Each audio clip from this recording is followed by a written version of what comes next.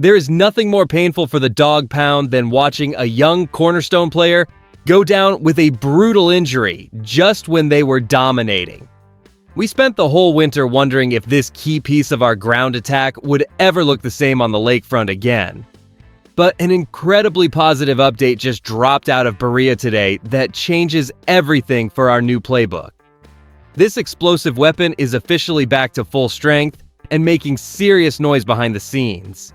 Our new coaching staff is absolutely thrilled with this massive recovery. Cleveland Browns running back Quinshon Judkins has officially completed his full rehabilitation after a difficult path back from the dislocated right ankle and fractured fibula he suffered during the 2025 season.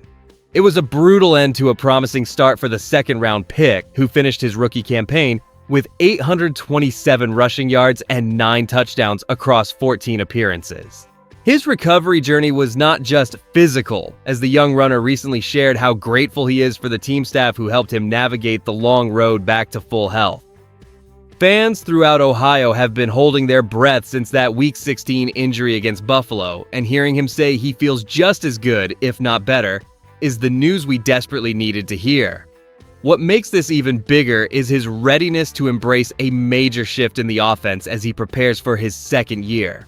Even though he led the team with 256 touches and 7 touchdowns last year, he now faces the challenge of operating behind an offensive line featuring 5 new starters.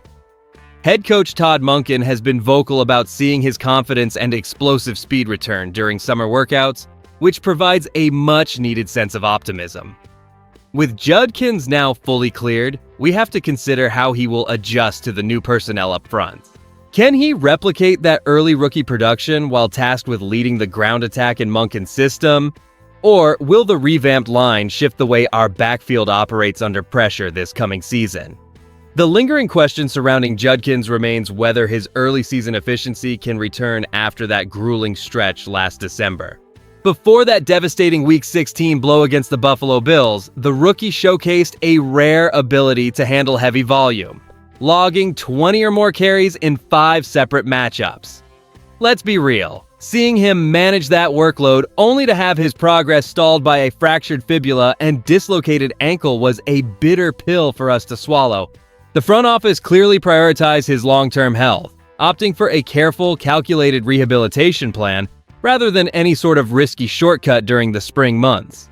Behind the scenes, the staff likely viewed his availability as a vital prerequisite for the offensive transition currently underway. Since he finished the season with 171 receiving yards and 827 rushing yards, the coaches understand exactly what his baseline production looks like even amidst the inconsistent rhythm of his first year.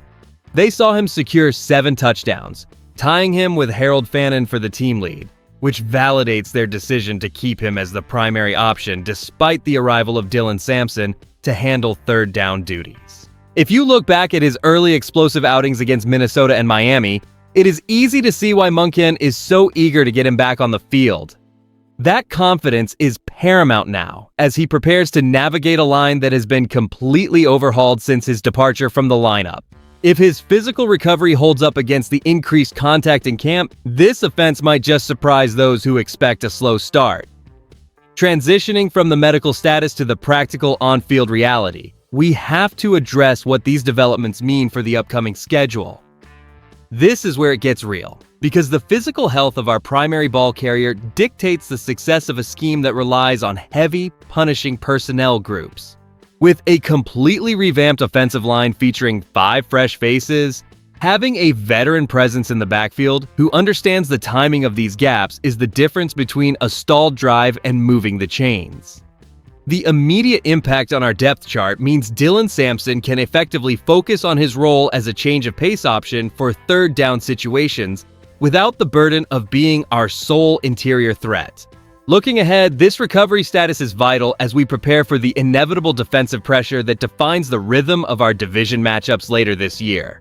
If the offensive line finds early chemistry, our ability to control the clock, as we saw during the wins against Miami or Minnesota, will be the engine that keeps us competitive against our conference rivals. Coaches love consistency, and having our lead back move with the same explosive style he showed as a rookie brings a sense of stability that we honestly lacked toward the end of last season. We are counting on his ability to bounce back, especially since the team is leaning on a system that demands a physical multi-tight end approach to create leverage for the run. This isn't just about returning to form. It is about maintaining a winning identity in a tough division where every single yard and every completed block determines our path to the playoffs. Optimism regarding a sophomore surge for our running back is easy to justify when you consider his impressive ability to command the backfield as a rookie. By leading the squad with 256 touches and scoring 7 times, he proved that his frame can handle the grind of a full professional season. However, we must acknowledge the inherent risk associated with a major lower body injury like a dislocated ankle and fractured fibula. Returning to full speed after such an ordeal is never guaranteed, and relying on a player to regain his previous explosiveness is a gamble regardless of his work ethic. Cameron Justice captured his perspective on this summer process, highlighting a sense of gratitude that defines his current mindset. Analysts are watching how the roster compares, especially with the production of fellow rookies like Ashton Jeanty and Tre'Veyon Henderson, who logged more total rushing yards in their first campaigns. And this is the part that gets me, as those comparisons often ignore the context of our own offensive overhaul. While the front office is clearly betting on his recovery, counting on a single player to maintain high output behind an entirely new group of 5 starters is a tall order. Here is where I land on this. I find the hype around his complete health to be slightly premature until he takes his first hit of the regular season.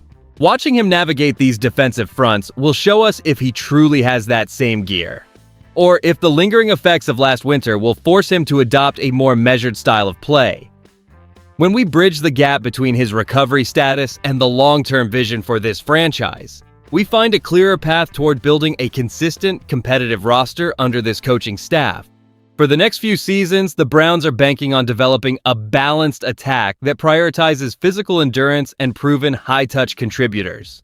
Now, here's the thing. You should feel a sense of genuine relief heading into the upcoming season, knowing our primary ball carrier has reclaimed his physical explosion after such a severe injury. Seeing him hit the field ready to go validates the careful management displayed by our training staff during the grueling months of rehabilitation. His presence provides stability while we integrate 5 new starters along the front line, which is exactly the kind of consistency we need to avoid the late-season offensive slumps that defined our play last December. We are looking at a player who is determined to push past his previous limitations. And that mental shift is just as important as the health of his ankle. It is rare to see a young athlete return with such clear confidence, and we should be optimistic that his familiarity with the scheme will allow the offense to hit the ground running despite the surrounding changes. With his injury history now behind us, do you expect our ground game to exceed the 9 touchdowns he posted last year? Yes or no? If you enjoyed the video, do not forget to like it and subscribe to the channel, Dawg Pound. I'll see you in the next one.